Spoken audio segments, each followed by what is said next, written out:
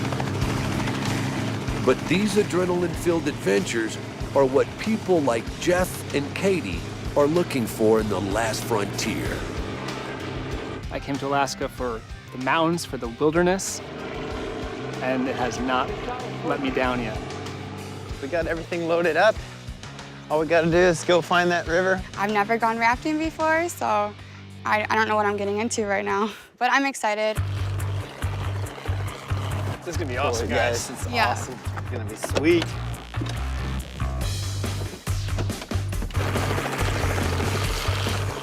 All right, everybody ready? Yep. Let's go. All right, we're picking up.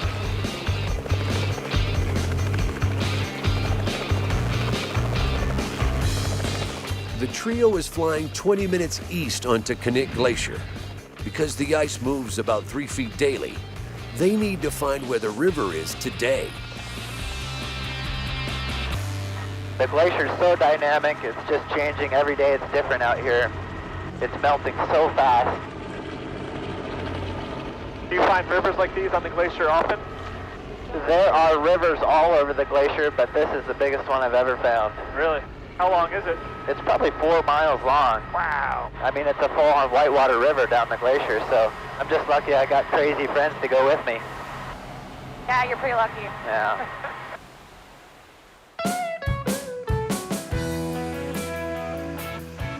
Looking good here. Back at the hangar, Joe and Mark are prepping for an unusual safety check. Danger, high pressure cylinder, don't drop. Mishandling may cause injury or death. I know. I'll do the injury, you do the death. Today we're going to go out and deploy our pop-out emergency floats on our R44 so that if we go down and we're over water, we can pop these floats and it'll keep us from sinking or rolling over. It could save our lives. What it does is it pops these snaps instantly and the floats blow up like a big sausage. And it's a little loud, it's a little thrilling. Water in Alaska is deadly, everywhere. No matter where you are, if you go into the water, it's going to be cold and you won't last long. Man, I hope these work. I think on a scale of 1 to 10, my apprehensive level's probably at about 14. Okay, I hope this side works. Because there's a lot of things that can go wrong. When we pull the trigger, the cable could break. If the helium doesn't go down the hoses and into the floats, we can go down into the lake. I'm a little worried about this whole thing. So you're sitting in this seat when I pop the floats? Yep. That's good, that's good. The floats are inflated by a can of pressurized helium stored below the passenger seat. So when that bottle blows up, no more children for me. Let's go. Okay, I think we're ready. Are you scared? Haha, never. I'm scared. I'll take care of you. Okay. Joe and Mark are headed to Birchwood for the test, a 20-minute flight northeast of Anchorage. Man, I hope these floats work. This is crazy. I hate doing this. It's gonna go perfect. Man, no, it's not. I'm Mr. Negative. I'm the Tanalian Aviation negative person. I'm the positive. Okay. We're not going to crash, I don't think. There are countless perils bush pilots must overcome. One of the most feared, mechanical issues. Okay, we just had an alternator failure. We got an alternator getting weak or else the belt is kind of loose. Yeah, I just don't know. The red light is on. That's a little odd, isn't it? The alternator is the helicopter's only source of electrical power. Without it, they're running on a limited amount of battery power. What's your power on? Check your power. Power's coming down. Shut this thing off, man.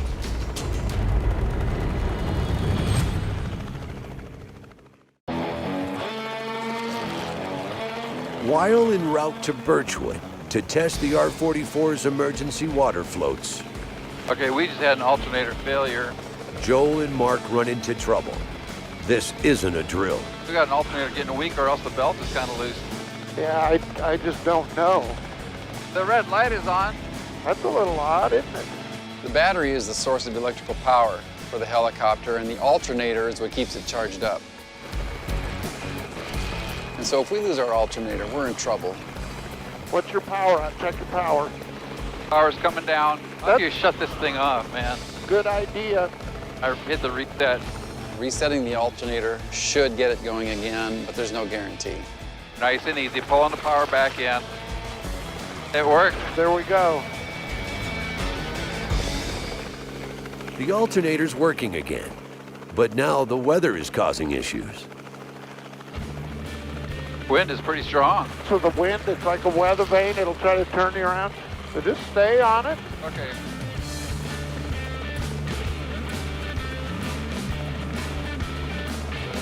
There's a pretty good lake down there we can go try. Yeah, man, that looks good, Joel. Okay, buddy. Why am I freaking out over here? Gee whiz. Mark's fear is justified. If the floats don't deploy, the helicopter could end up in the water. Okay, the trigger's armed. We're ready to pull. I hate this part. We're deploying the floats.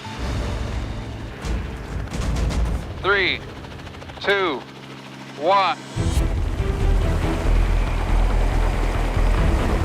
Ah! Is yours blown up? Are both of them blown up on your side?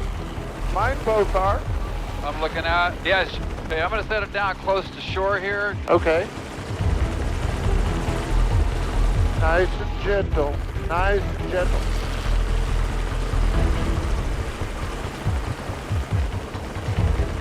We are on the water. Okay. We are on the water. We got to push forward. We're drifting into the reef. Okay. We're backing up. We're backing up. Backing up. Backing up. Backing up. Push forward. I know I'm a little bit of a nagging mom doing this, but we only blow these floats every 3 years, and I'm a little bit out of my comfort zone because we don't do it all the time. Okay, let's lift off. Wow. It went perfect. Joel, you're incredible. Good job. Okay, my heart's beating out of my chest still. Do we own any anti-adrenaline? Doing anything with Mark is fun, but especially when there's tension or adventure or something a little bit scary involved, because he magnifies it 10 times and he's talking a lot. I don't mind doing it when I'm driving. It's like teaching your daughter how to drive a car. You're just sitting over here going, holy crap, holy crap, holy crap. It's all good. Woo! That's fun. Man alive. Woo!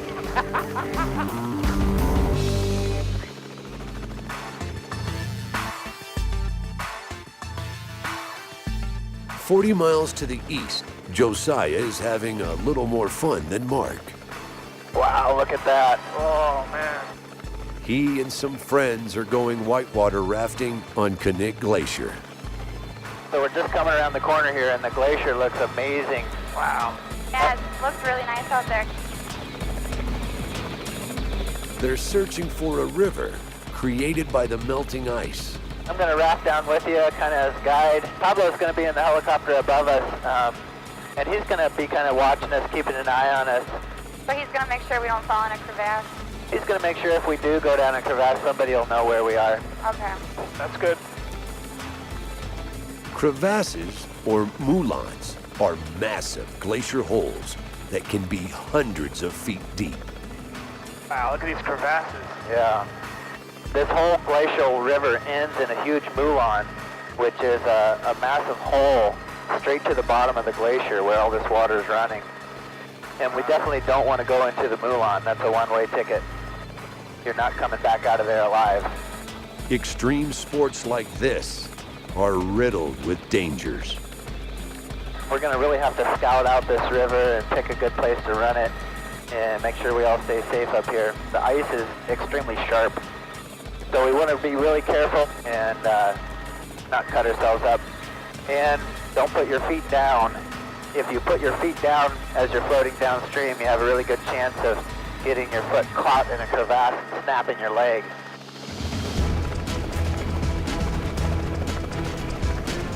It's going to be a little chilly, right? That's another thing we really got to be aware of is hypothermia. We're going to be completely submerged in ice-cold glacier water. And if we get a rip in our suits, we got to make sure we get out of the water right away, because that will debilitate you very fast, and you won't even be able to climb up out of that ravine. A little scared. Oh, my mom, I love her. Okay.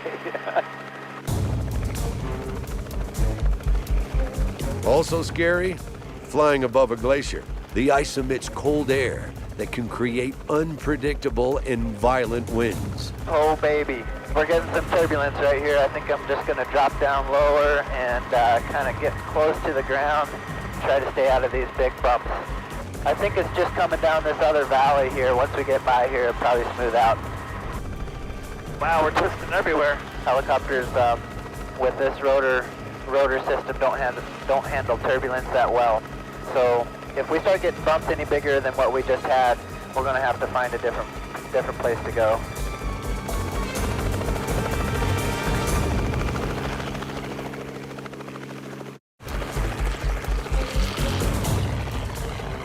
Oh, look at those glaciers up there. Pretty cool. Josiah and his friends are flying above Knik Glacier. They're searching for a river that has formed on the surface. I'm feeling a little nauseous back here. But high winds and turbulence are taking their toll. I'll open the vents here and try to find some smoother air. How much longer is this one going to last? I think as soon as we get across this valley here, we'll be fine. Do you have any bags just in case? Some thick bags? Yeah. Yeah, I do. Right in that pocket behind your seat. Yeah, we got good air here now. This is all good. Smooth sailing. That feels better. All right, here's the river right here. Oh, wow. Is that the Moulin? Yeah. Yep, this is going to be pretty bumpy. You know, we fly over this crevasse and it just goes down, straight down. There's another big crevasse right down here. Yeah. Here's another crevasse that the river is running over and through. If that crevasse opens while we're floating in there, we go right down. I don't want to be in that.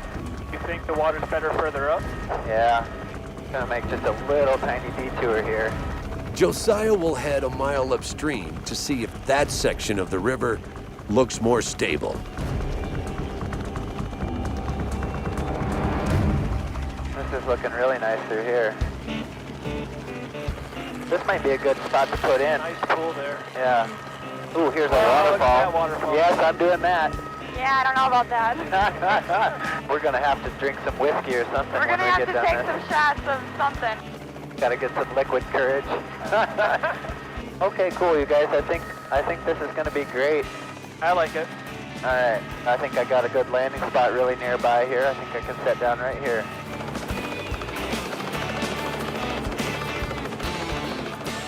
All right, you guys, we're down. We're on the glacier.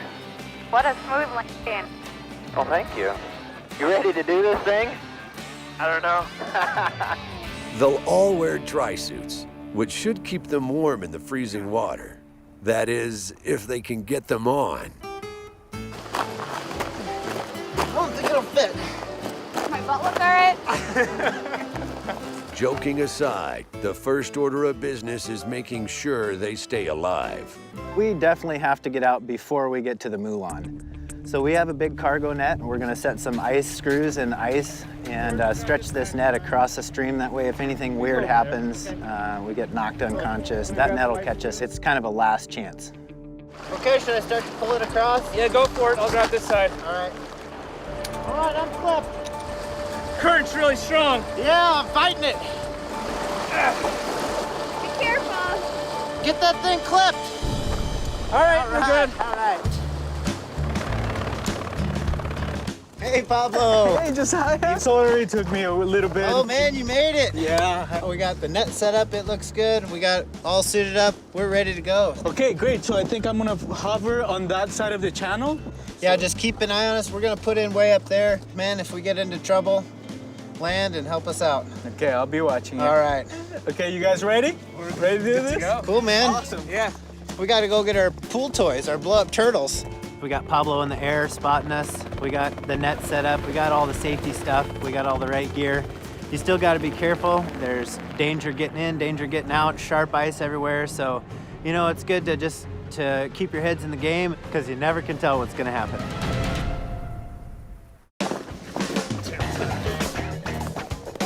All right, right, here's our put-in. Josiah and his friends are rafting down a river on Knik Glacier. What do you think? Think it looks good? Yeah, right on.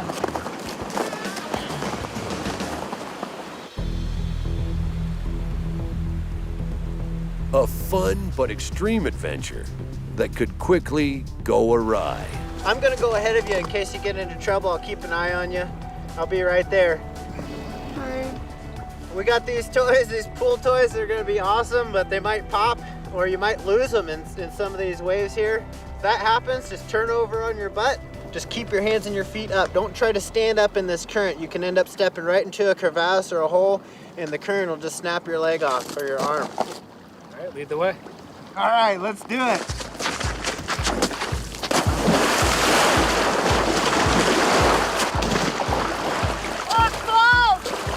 It's kind of taking a chance jumping in. We scouted it really good, but you never really know what you're gonna get coming through some of those holes. Little shallow spot here. Oh! How you doing, Katie? Oh, well, nervous. I'm going really fast. So bad. Woo! Go, go! Keep going! Hard! Woohoo! Go! Woo! Yeah! Oh my God, this is crazy! Woo!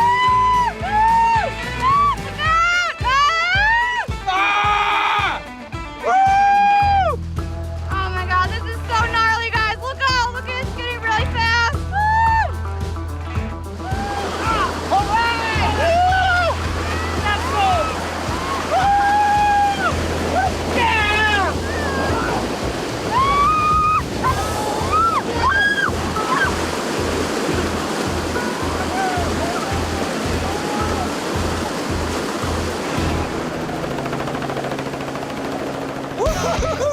Dude, that was amazing. That was sick. Oh my God. Pablo, man. Hey. Control. Jeez. Thanks for keeping an eye on us, man. No problem. How did it look from up there? It was great. Everything looked good. But I wish next time I'm gonna be in the water. Man, it was cold, but it was wild. It was amazing. It was a once-in-a-lifetime opportunity. That was sick, you guys. I can't believe we just did that. That was awesome. I don't think the turtles made it. I think the turtles are done. It was the best water slide in the world. It was a little hard to control where you were going, but I let go of my fear a little bit and just kind of went with the current, you know? Only in Alaska. Only in Alaska can you float down a whitewater river on top of a glacier. Ice rafting. Only in Alaska. Who else does that? Who has done that? I mean, we must be one of just a handful of people who've ever done that. Well, man, let's go start drinking.